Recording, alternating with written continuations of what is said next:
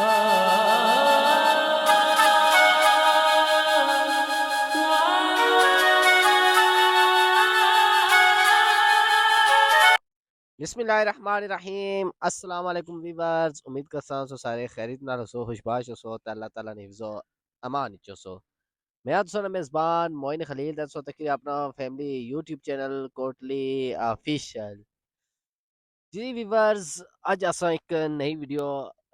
किन्नी ते हाजिर होए हैं। ये वीडियो अगे भी मैं अपलोड की भी चैनल पर, लेकिन कि मैं ड्रोन की बात मैं अपना जो ड्रोन है उसके बाद एक और वीडियो शेयर कर सोचा हो। तो अज वीडियो शाम का टाइम हो गया जने वो फोटो बनाने पे ये राजधानी कब्रस्तान और नाल पार्क माशाल्लाह इतना खूबसूरत बनता हुआ जरी गली अगर तुम डिटेल दसी रहा था आज जरा हाली तुम की इसना व्यू करासा ए माड़े फोटो छिकसो जी।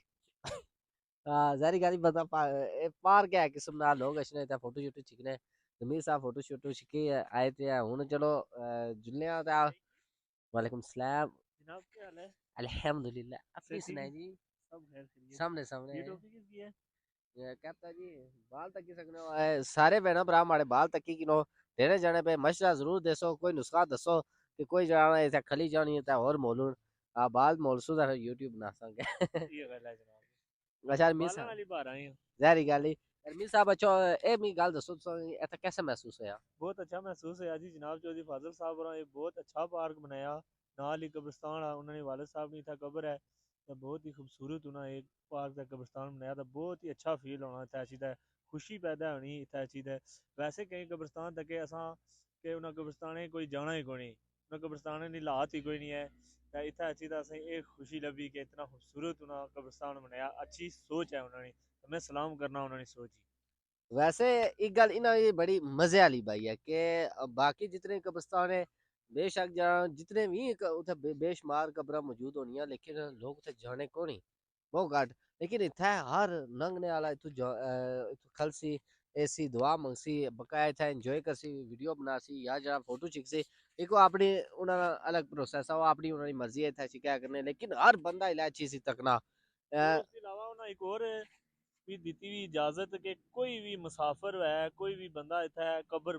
बनाई सकना दफन करी सकना हर बंदे की इतना दफन करी सकने हो। कोई इनकार कोई नहीं है कि खाली वो अपनी कब्र अपने रिश्तेदार नहीं है इतना उन्हें दफन कर सन। हर एक बंदा उस इतना आनी कोई मुसाफिर नहीं कब्र है वो भी इतना बनाई सकने हो। चलो जी ये भी गल चंगी है।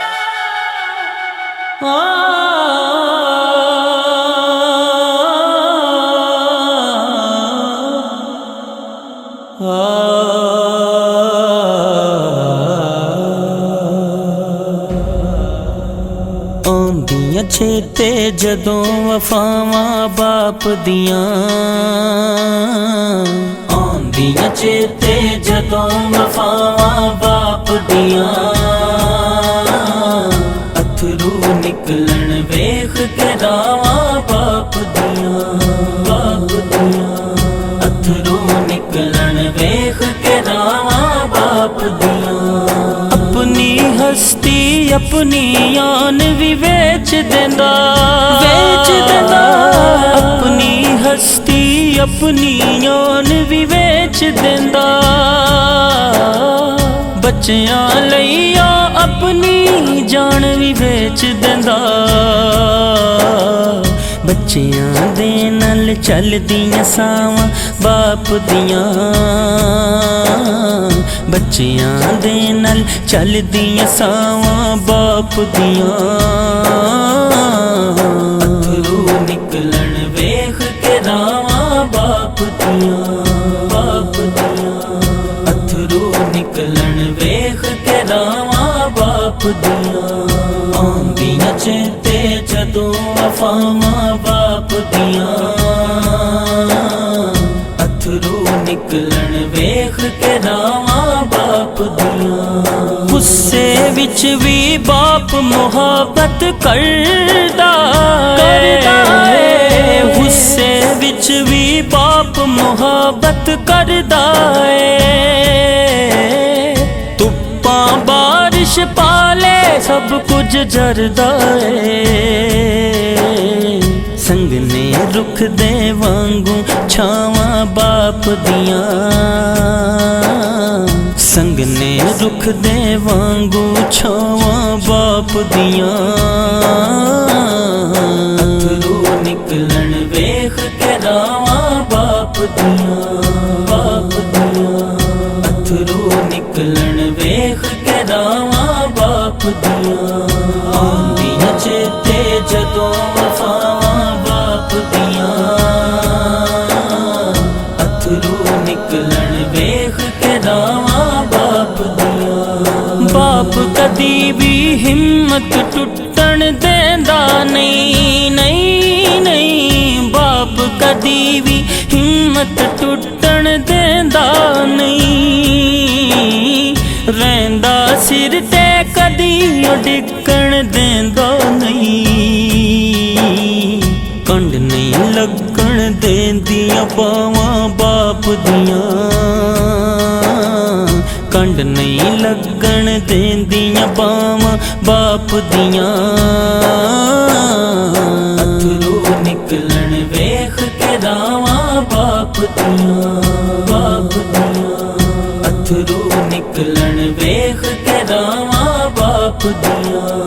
आंदियां चेते जदों वफावां बाप दियां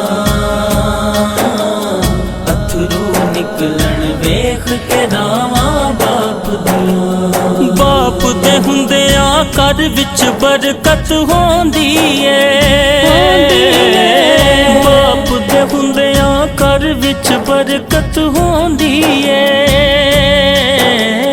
रब दा करम नबी दी रहमत होंदी है शाना की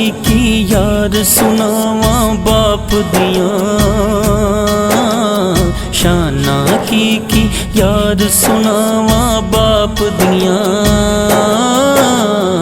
अथरू निकलन वेख के रावां बाप दियां अथरू निकलन वेख के रावां बाप दियां आंदियां चेते जदों वफावां बाप दियां अथरू निकलन वेख के रावां बाप दियां करम है वाहिद रब दा मेरे कर उत्ते करम है वाहिद रब दा मेरे कर उत्ते बाप दसाया है सलामत सिर उत्ते रहंदियां मेरे नाल दुआवां बाप दियां रहंदियां मेरे नाल दुआवां बाप दियां अथरू निकलन वेख के रावां बाप दियां अथरू निकलन वेख के रावां बाप दियां आंदियां चेते जदों वफावां बाप दियां अथरू निकलन वेख के रावां बाप दियां अथरू निकलन वेख के रावां बाप दियां चलो जी सही है हुण बकाया मैं हुण जुला फोटो छिकवाना क्योंकि फोटो जाना शाम ना टाइम आ फिर बाद यार नेरा भी जैसे फिर फोटो नहीं बनूंदे हुण जुलने फोटो नाल छिकाने जी चलो जी नमी साहब हमारे फोटो छिकसो कड़ा कैमरामैन फैजान साहब तुसा हो कैमरामैन या चलो फिर फोटो हां चलो चलो आई चलो जी आई जी बिल्कुल जी ए तक सकने हो मैं कुर्सी पर बैठा कैमरामैन फैजान के साथ फैजी जानी जी है जी जानी साहब अच्छा जी एक्स स्टाइल होना चाहिए ना थोड़ा